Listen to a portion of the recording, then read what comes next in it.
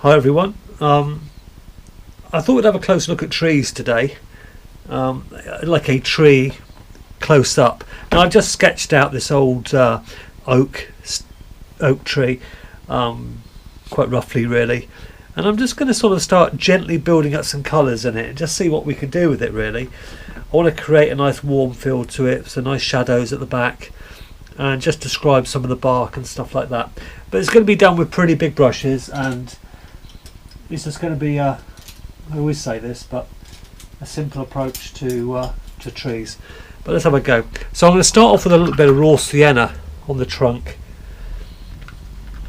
and I'm just going to mix it in this flat palette today. It might be a bit easier for you to see. That's it. Just a little bit of raw sienna, just to give it a little bit of warmth in places.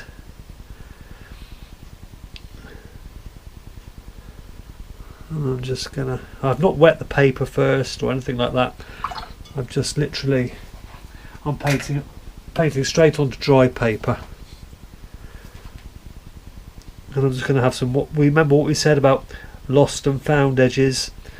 That's what you want in a good watercolour, is lots of lost and found. So sort of colours I like are burnt umber, raw sienna, cobalt blue, cerulean blue for this type of painting. It's a nice greys, and we're just going to carry on. I think where the trunk goes up there. Bit of warmth on that maybe. Let some of these colours run in. This is kind of wet into wet painting here now. And I'm not worrying too much. I'm quite happy to be quite descriptive and free about it. It's just an exercise for me. It's a bit of fun. And I'm just putting it where I...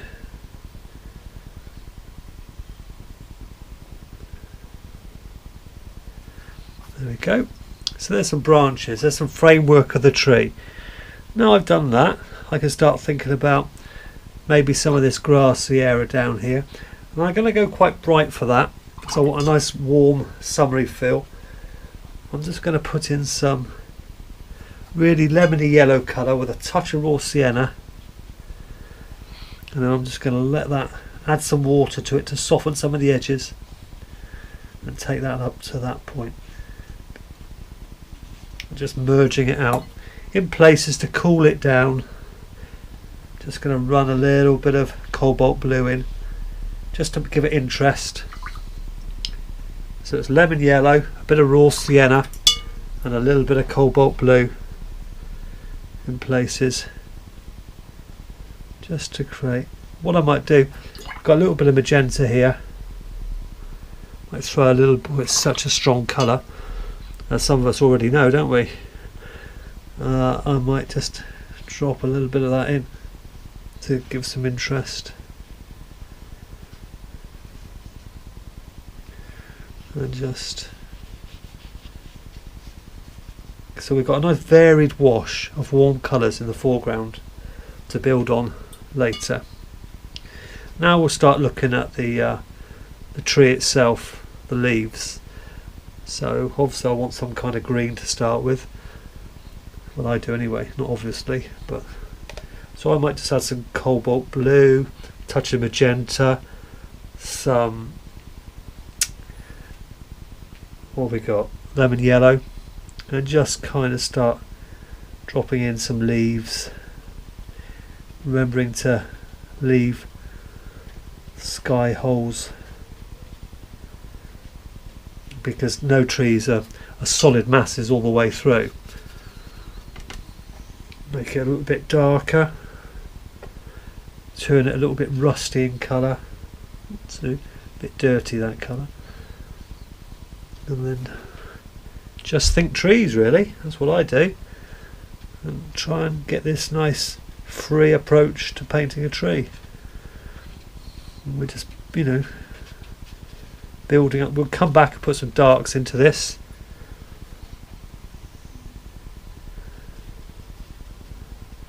Let the colours run together. splatter a bit down. I come in with a little bit more cobalt blue now to the mix. A bit more magenta before it dries. Just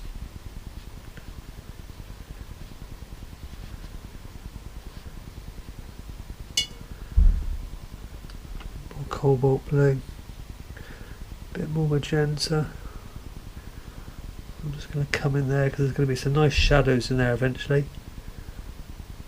Put a couple in now. So I'm just designing the painting around what I want, really, what I think will look best.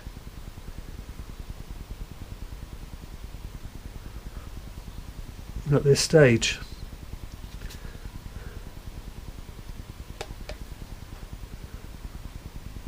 Let's have a little look.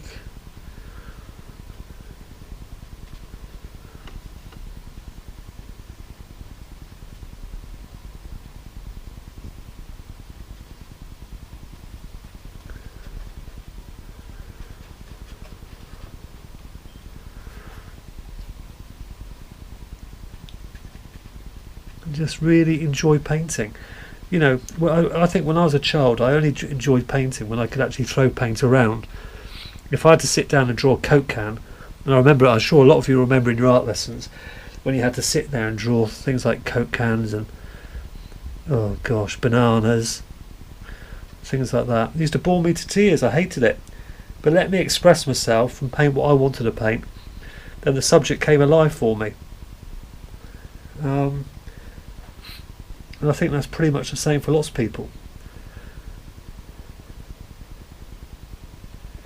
You can just look at this foliage at the foreground. So now basically what I've said to you in previous lessons is about how to describe some gentle detail without trying to paint every blade of grass.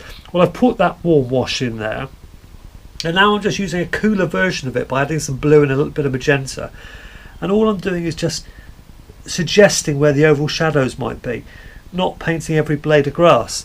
And then I go back in when my brush is clean and I just soften some of those edges. And really it's your brain that does all the works out this grass and does all the extra, gives all the extra information.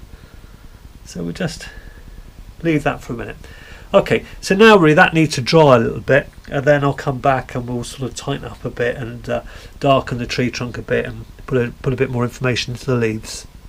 Okay, I'm just going to start putting a bit more information, a bit more detail into the trunk of the tree, just to make it a little bit darker. Just want to think about this a minute, where I'm going.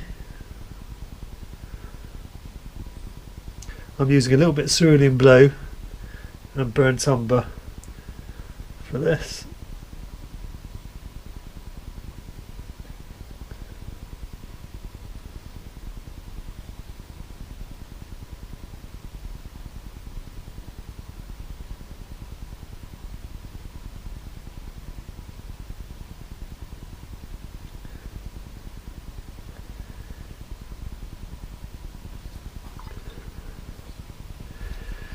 Just dropping a bit more. What I'm going to do now is just get some cerulean blue and put it straight on the page. So I'm not mixing it first, I'm putting it straight on the page.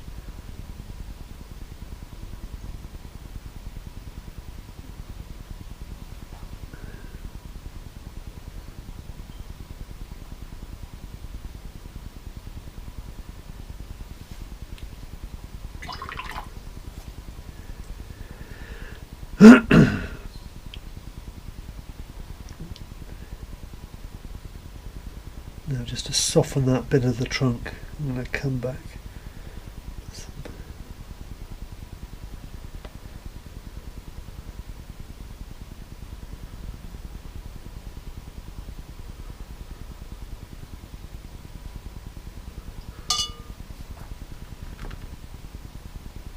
Now I'm going to use a little bit more raw sienna, a little bit more lemon yellow, just soften that edge there slightly, because like we always go back to the same thing, that watercolour is all about hard edges and soft edges. When you get the right balance, then you've got a good chance of successful painting. Okay, now I'm going to go back into the leaves a little bit.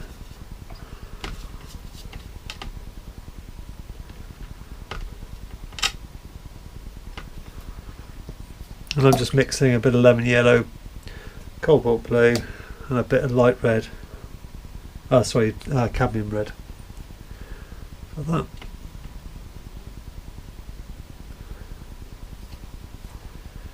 I just want to think about this.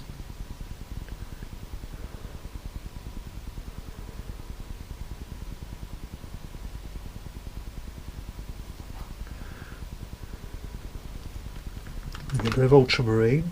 I want to go quite dark now. A little bit of light red. Makes a nice bluey, dark bluey, reddy mauvey colour. Drop that in there.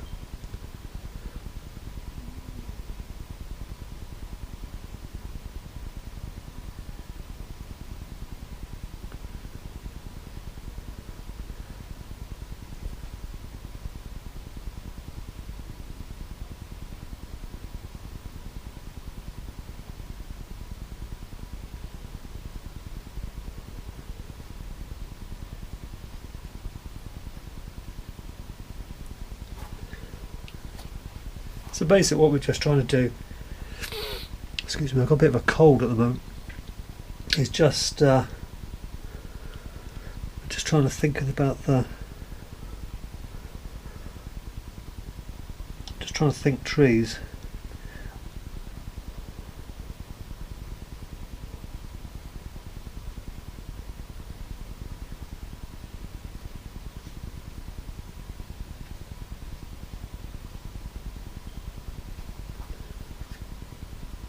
And I'm changing the colours all the time, you know, not having, you know, keep changing the shades of green, the warmth, the intensity of the colour, and the coolness and warmth of the colour.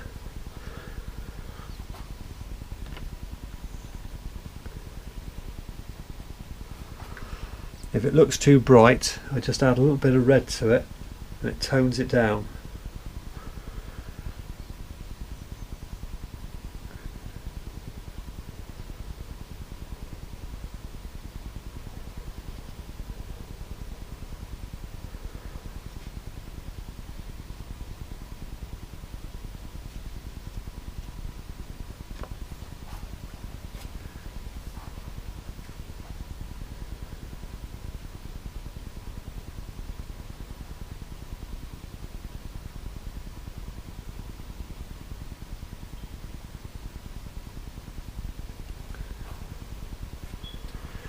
So when we do this, when we get this bit finished, we'll let it dry and I'll come back and I'll just reinstate some of the branches.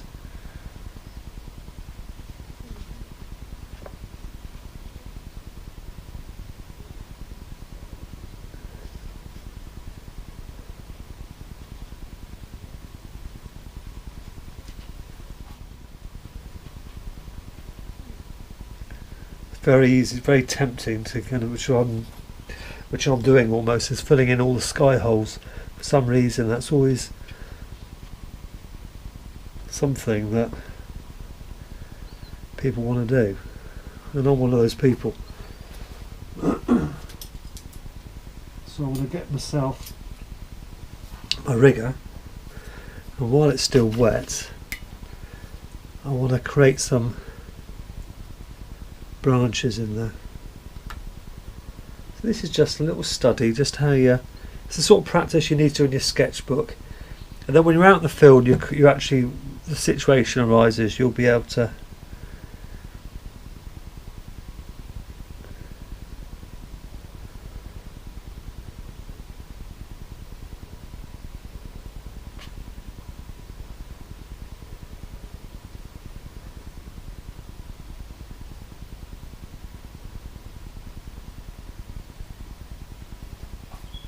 to then go and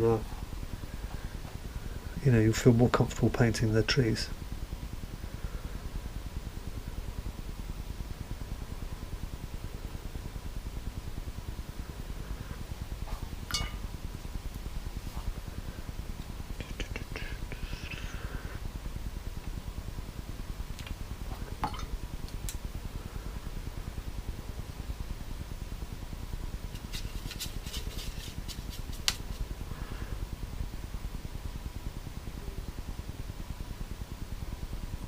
It just indicates some branches loosely.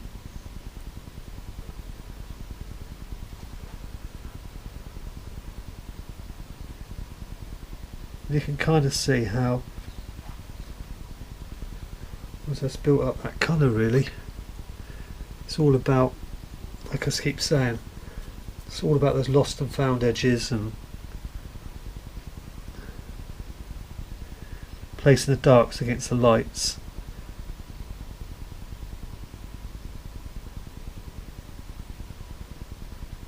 Because it's the darks that make the lights, as they say.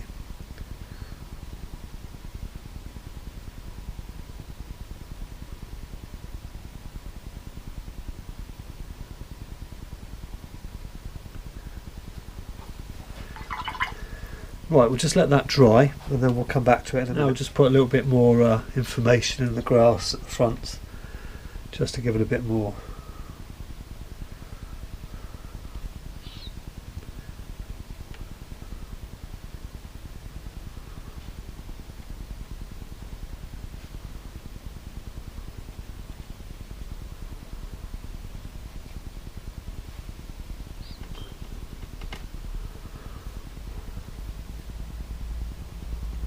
But it's splattering, always works the trick.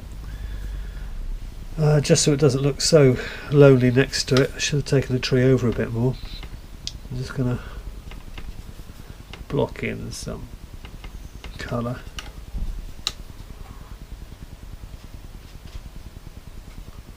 Back, distant trees. Can I put the athletics on again?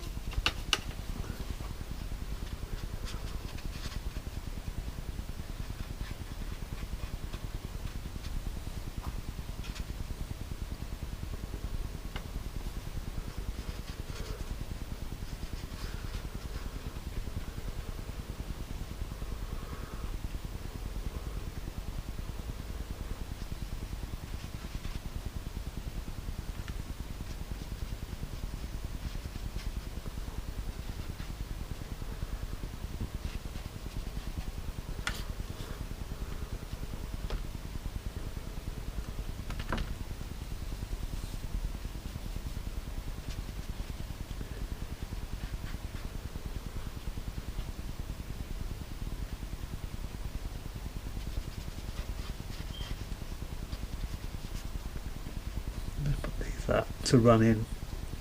Makes it look a little bit more natural. Put a little bit more red in there. A little bit more blue.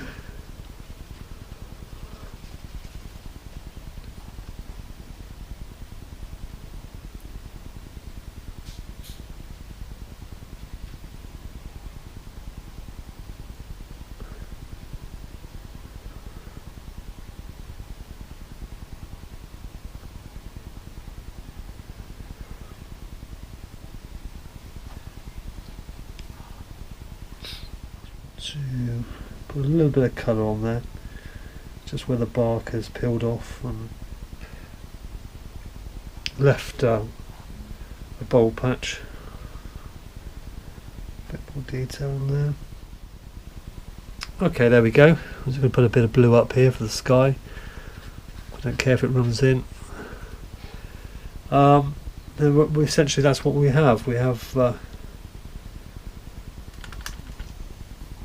yeah, it's a demonstration on how to paint foliage close up.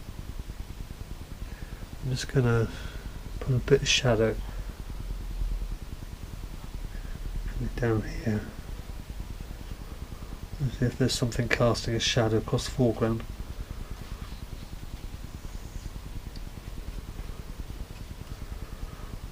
From under this tree.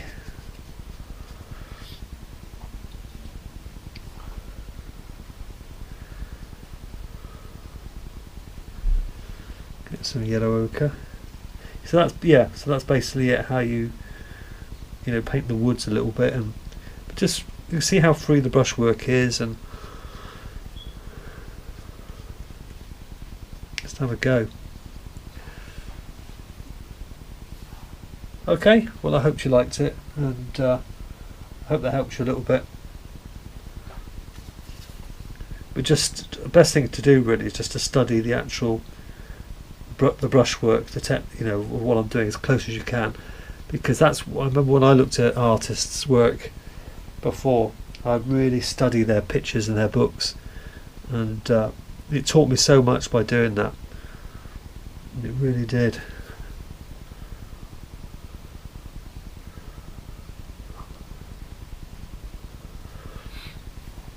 You can never get enough of that. Well, they were great artists.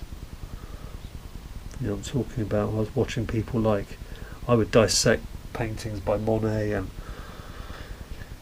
all those great artists and try and figure out how they did it. Still can't figure it out now, how they painted so loosely and freely. But they did, and they created obviously fantastic paintings. But, it's all about natural. They were just so talented, weren't they? Okay, well anyway, there's the little sketch, and it just shows you how to paint a tree and foliage close up, and I hope that's of some use to you. Bye for now.